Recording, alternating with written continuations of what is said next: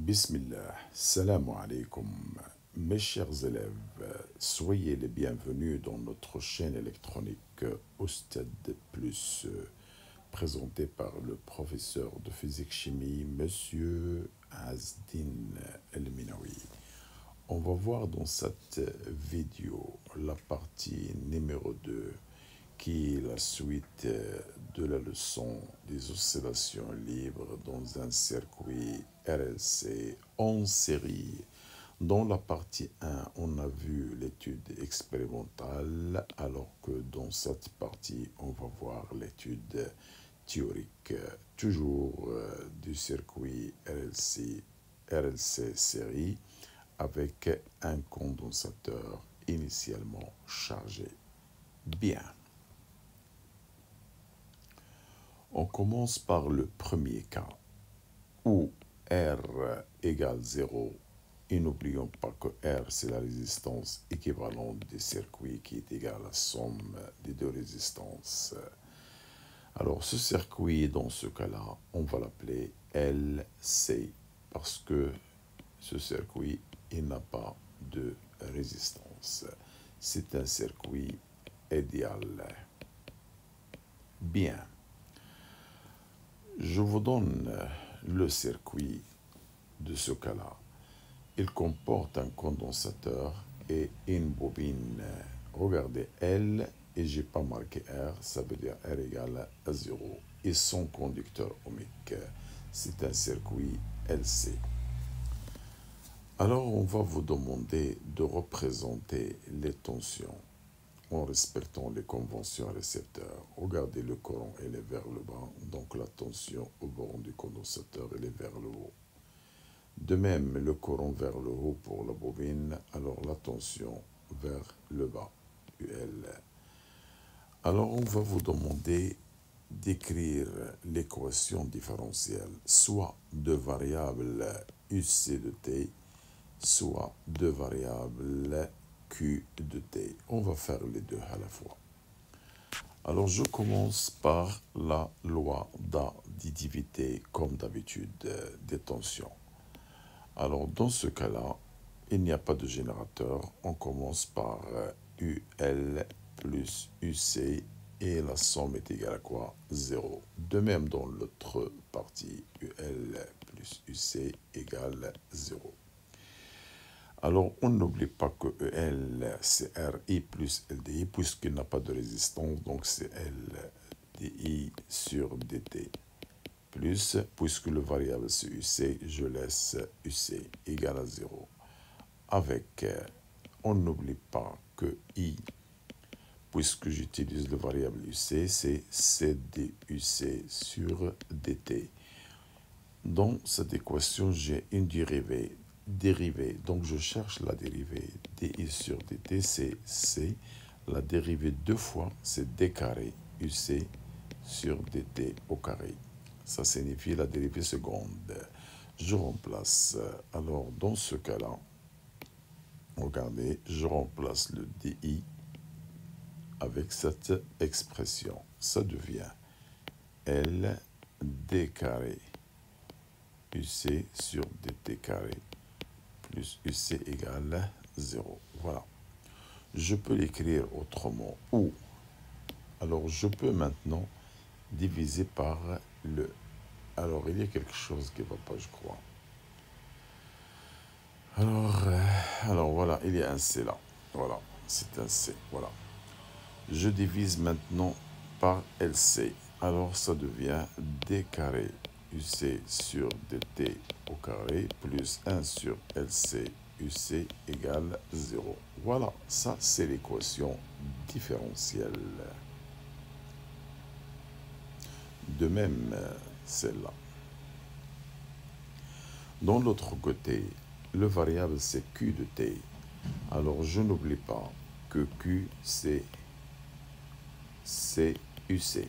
Autrement dit, UC c'est Q sur C. Alors que devient cette expression? UL plus UC égale 0. UL c'est LDI sur DT plus UC. Je cherche le variable Q, donc je remplace. c'est Q sur C égale 0. Ah, je n'oublie pas que I, c'est, puisque le variable c'est Q, donc l'expression c'est dQ sur dt. Moi j'ai une dérivée là, donc je cherche la dérivée.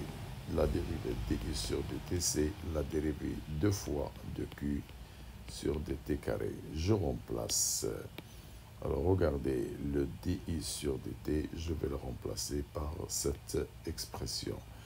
Que devient la relation encore? Il dérivé carré de Q sur dt au carré plus 1 sur c Q égale 0. Ça, c'est l'équation différentielle. Je peux l'écrire autrement. Je divise par ce coefficient. Ça devient d carré Q sur dt au carré plus 1 sur LC Q égale 0. Alors, une remarque très importante. Puisque le variable ici c'est Q, regardez le Q et sa dérivée 2 fois. Puisque le variable là c'est UC, regardez le UC et sa dérivée 2 fois. Je peux l'écrire autrement. Regardez, et ça c'est très très important pour la suite. Je change de couleur. Alors la dérivée 2 fois, je peux l'écrire UC 2 points. Plus ce coefficient, on va le représenter par une constante oméga 0 carré et le UC, la voilà, égale 0. Alors regardez la remarque. De même ici, le Q de point plus un coefficient que je vais l'appeler, et regardez le même coefficient oméga 0 carré. Je vous parlerai dans la suite pourquoi on l'a nommé oméga 0 carré. Q égale 0. Alors regardez dans les deux cas, les équations, elles vont s'écrire de cette forme. Alors je vais signaler par le début. Voilà.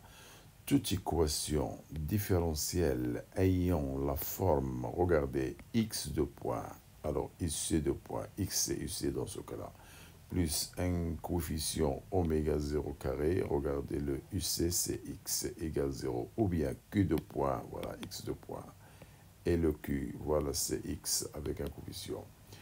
Ils ont pour solution en mathématiques cette solution, voilà. Cette écriture en mathématiques, c'est une fonction sinusoïdale. Alors, cette solution, c'est une solution sinusoïdale. X égale x max cos de pi sur t0 multiplié par t plus phi. N'oublions pas que, regardez, le T0 là, c'est ce qu'on appelle la période propre de ce qu'on a vu dans l'étude expérimentale. Et X max, c'est ce qu'on va appeler l'amplitude ou bien la valeur maximale du variable. Si on parle de UC, donc ça va représenter UC max. Si on parle de Q, ça va représenter Q max, ainsi de suite. Et le phi là, alors le phi là, ça s'appelle la phase à l'origine du temps, ça veut dire à t égale 0. Et l'angle du cosinus de pi t sur t0 plus phi, ça s'appelle la phase, mais à un instant t. Voilà. Et n'oublions pas que le 2pi sur t0 que je représente là, je peux la représenter par oméga 0 et on verra par la suite la signification. Bon, pour déterminer cette phase phi, voilà, pour déterminer la phase phi, on va appliquer toujours cette formule. Cosinus de phi égale x à l'instant 0 sur x max. Alors, on va voir l'application dans les exercices, bien sûr. La période propre T0 de la fonction sinusoïdale du régime périodique qu'on a vu dans l'étude expérimentale. Alors, si on vérifie sa solution dans l'équation différentielle, on va trouver que T0, il va donner cette expression de pi racine de LC. Très bien. Voilà l'expression de la période propre d'une fonction sinusoïdale. Alors, comme vous voyez, la période T0, et les fonctions de L et de C, comme on a vu dans l'étude expérimentale. Alors, les expressions des variables UC de t, Q de t et I0 de t. Alors, pour la fonction sinusoïdale, c'est-à-dire dans le circuit LC, UC, il a une valeur maximale, cosinus de PT0 plus phi. De même, Q égale Q max, cos, ils s'écrivent de la même manière. Mais regardez là, la phase phi et la phase phi, c'est-à-dire UC et UQ, ils sont en phase car Q égale C UC. C, c'est une constante. Ça veut dire UC et Q, ils varient de la même manière. Par contre, si on applique la formule I égale C DUC sur dt, en dérivant x de t, et on va trouver cette expression I égale I max cos de P, et on va trouver un pi sur 2 ajouté à la phase phi. Ça veut dire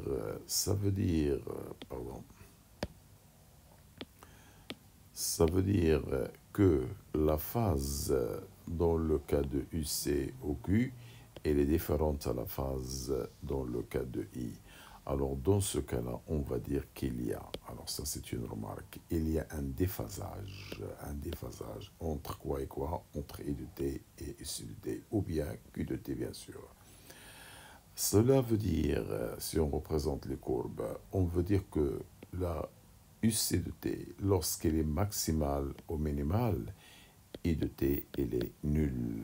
Et inversement, lorsque UC de t est nulle, I de t, elle est soit minimale, soit maximale.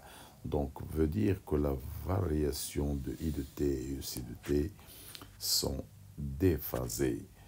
Alors maintenant, on passe au deuxième cas, mais le cas où R, qui est la résistance équivalente R' plus R, mais de valeur petite. Dans ce cas-là, le circuit, c'est un circuit RLC en série.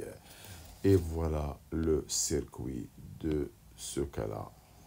Il comporte, comme vous voyez, un condensateur, un conducteur ohmique de résistance réglable et une bobine. Bien, on va vous demander d'établir l'équation différentielle.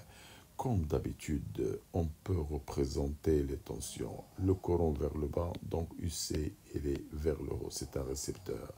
Alors le courant, il continue le chemin. Alors la bobine, c'est un récepteur, voilà le UL. Le courant, il passe par le résistor. Alors la tension UR', elle est de l'autre côté, inverse du sens du courant. Alors, l'équation différentielle, comme vous voyez, je peux vous demander soit de variable UC, soit de Q. Alors, je peux maintenant commencer par la loi d'additivité de tension. Alors, combien de tensions j'ai dans le circuit? J'ai UC, UR', UL. Alors, je peux écrire UR' plus UL plus UC égale 0. De même, dans l'autre côté, UR' plus UL plus UC égale 0. On remplace. C'est quoi UR'? C'est R' fois I plus UL, c'est RI plus L dI sur dt. Le variable c'est je laisse UC égale 0.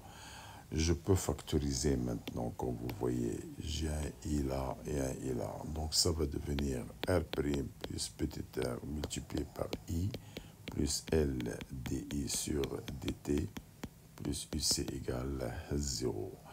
Je n'oublie pas que I, c'est quoi I? C'est CDUC sur dt. Et moi, j'ai besoin de la dérivée. Donc, c'est quoi la dérivée de I sur dt? C'est C, la dérivée 2 fois de UC sur dt au carré. Je peux remplacer maintenant le I et le DI. Que devient cette expression? Alors, ça veut dire, et n'oublions pas que R' plus R, c'est grand R. Alors, ça va devenir grand R au lieu de I. Alors, je vais marquer CDUC sur dt plus... alors, j'ai un L là, voilà le L, et le DI sur dt, là voilà, c'est C dérivé carré UC sur dt au carré plus UC égale 0. Ça, c'est l'équation différentielle, mais de variable UC. Regardez le UC, la dérivée deux fois et la dérivée une fois. Je peux l'écrire autrement. Ou, alors je divise par ce coefficient-là. Ça devient dérivée carré UC sur dt au carré plus, je divise le LC là, là et là. Alors ça va devenir R sur L dérivé une fois sur dt plus 1 sur LC UC égale 0. C'est un travail du mathématique, bien sûr. Alors, ce sont des équations à les écrire d'une autre manière. Ça, c'est l'équation différentielle. Regardez deux variables, UC, DUC et dérivée deux fois UC. Donc, le variable, c'est UC. Je reprends le même travail, mais cette fois-ci, je cherche le variable Q. Alors, c'est quoi UR'? C'est R'I. Et c'est quoi UL? C'est RI plus LDI sur dt plus, au lieu de UC, je vais marquer Q sur C égale 0, parce que le variable, c'est Q de T. Bien, alors, je peux factoriser le I là. Alors, ça devient R' plus RI plus LDI sur dt plus Q sur C égale 0. Je n'oublie pas que le I. Alors, c'est quoi le I? I, c'est le dQ sur dt. Et c'est quoi sa dérivée? Sa dérivée, c'est di sur dt égale la dérivée deux fois de Q sur dt au carré. N'oublions pas que R' plus R, c'est la résistance équivalente. Alors, l'équation devient R dQ sur dt plus L d fois Q sur dt au carré plus Q sur C égale 0. Ça, c'est l'équation différentielle. Mais deux variables, comme vous voyez, j'ai un Q, j'ai la dérivée deux fois et la dérivée une fois. Je peux l'écrire autrement. Je divise par le coefficient R, le tout par L. Alors, que devient cette équation? C'est la dérivée deux fois de Q sur dt au carré plus R sur L dQ sur dt plus, alors, 1 sur LC Q égale 0. Ça, c'est l'équation différentielle, mais de variables Q de T. Regardez le Q, la dérivée de Q et la dérivée deux fois. Bien. On remarque, qu'est-ce qu'on remarque? Regardez la remarque. Les équations différentielles obtenues n'ont pas la forme x de point plus oméga 0 carré x égale 0. Regardez, UC de point plus une constante que je peux l'appeler K, dérivée UC point, plus le coefficient qu'on a déjà vu ici, oméga 0 carré, regardez, UC égale 0. Oh, regardez l'équation. Elle n'est pas de cette forme, UC de point plus oméga 0 carré, UC égale 0. Ce coefficient, voilà, ce facteur-là et ce facteur-là, voilà. Il y a un facteur qui s'ajoute, donc cette équation elle est différente de celle-là. Donc, je ne peux pas dire que sa solution est sinusoïdale. De même pour l'autre, pour le variable Q. Alors, dans ce cas-là, les équations, ils n'ont pas de solution sinusoïdale. Ils ne peuvent avoir une solution sinusoïdale que s'ils ont cette forme-là. Alors, pour cela, le régime n'est pas périodique, il est pseudo-périodique. Alors, regardez, lorsque la fonction était de cette forme, la solution était sinusoïdale. Ça veut dire qu'on obtient une sinusoïde avec une amplitude constante, c'est-à-dire un régime périodique. Puisque l'équation obtenue n'est pas de cette forme, donc la solution n'est pas sinusoïdale. Pour cela, on a obtenu une fonction qui est comme celle-là. Voilà. Alors l'amplitude, elle diminue, donc elle est amortie. Alors ça, c'est le régime pseudo-périodique. Très bien. Alors merci et voir la suite dans la partie numéro 3. Au revoir.